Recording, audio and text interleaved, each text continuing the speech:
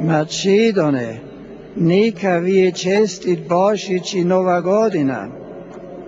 Божикината порака и на македонски јазик беше меѓу 63-те, кој папата Бенедикт XVI им ги испрати на повеќе од 2 милиарди католички верници. Пред верниците на Божичната миса во катедралата Свети Петар во Рим, римокатоличкиот поглавар повика на мир, посебно во оние кризни места, каде се уште се слуша звукот на оружјето. Границата помеѓу Еритреја и Етиопија, целиот Среден Исток, посебно Ирак, Либан и светата земја до Афганистан, Пакистан и Шри-Ланка, до Балканот и многу други кризни подрачја, кои за жал се континуирано заборавени.